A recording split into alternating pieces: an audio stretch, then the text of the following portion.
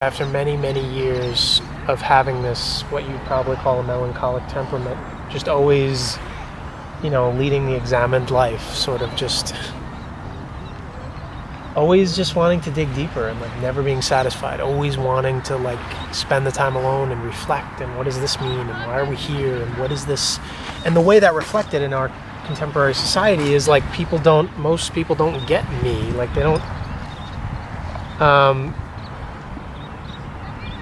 I think from the very beginning, my soul was always nudging me to go deeper, and surrender. And about, a year and a couple months now, I went on the ayahuasca retreat, and that was changed everything for me. But at that point, I was the reason I was willing to do that, go to Peru and do all that stuff, is because I was just at just such a frustrated point. It's so many people were willing to co-sign a low ceiling of happiness for me, or my pretend happiness, or my kind of just fitting in and being a nice little obedient cog in the machine. But I knew there was something deeper, and I knew I was truly miserable, even if all the people around me do this devil's bargain of mediocre happiness. I've been sober from alcohol for 3 years now, but I was about 2 years sober when I did ayahuasca in Peru, and that shifted everything, because it was a blatant confirmation that what we experience is reality. When I was on ayahuasca and with the medicine and the purge, and not only do I have beauty and love and power in myself that I've forgotten about, and I've abused myself worse than anyone possibly even could have. The things I threw up are You threw up physically? Oh. Yeah, you throw up into a bucket during the ceremony when you're seeing these visions, and you're being taken through maybe childhood trauma, stuff like that, in this kind of surreal world that's it's not a dream, but it seems more real than real. It's surreal, but it seems as if it's more real than our waking reality almost. And it also felt like my spirit was always whispering me throughout my whole life. I just always had this craving, this thirst, a need to go inward and find out what is the meaning of all this. What is my spirit? What is... because to me, it's almost a very thin veil. The more I live, the more I'm it's like the Lennon's lyric in Strawberry Fields. He's and then it's just a dream. I mean, it must be high or low. That is, you can't tune in, but it's all right. And that's the way I felt my whole life, because it's it's I'm on this wavelength or this frequency that it's just, I can't, what I was assigned before I had to incarnate was just okay, Peter, you got to explore the deepest depths, and it's not going to be fun all the time, but your soul and your higher self is going to keep pushing you until you realize that most of this shit that we experience in life is an illusion. It's sort of I was just in this paralysis, and most of the times I just had to retreat. And I think in a lot of ways it made me, it was sad, because I felt I had to become something to compete in this world of kind of these big egos were everywhere. In high school with athletics, and even among the kind of masculine energy of because I have a lot of these sensitive qualities, it just overwhelmed me, and I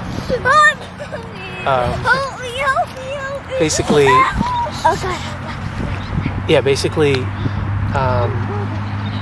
I learned that I needed to retreat and figure out what's my frequency. I've talked about that, but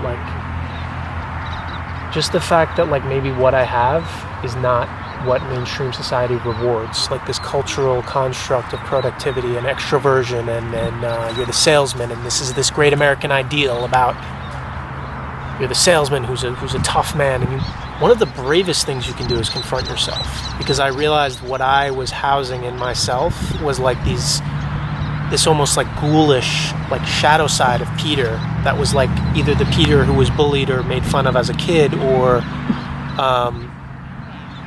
this Peter that I hid away in this locked dungeon for so long. The inner child Peter was hidden away in the dungeon for so long, and then you start to believe that person becomes a monster because they're hidden away in this dungeon, and you think they're dangerous and you're terrified of them. And then it's when you experience with ayahuasca or mushrooms, or when you have that kind of ego dissolution experience, and you're like, oh my God, I can't believe. And that's what it manifests as first in the psychedelic shamanic experiences. It's just this insane amount of fear that you have. It's terrifying.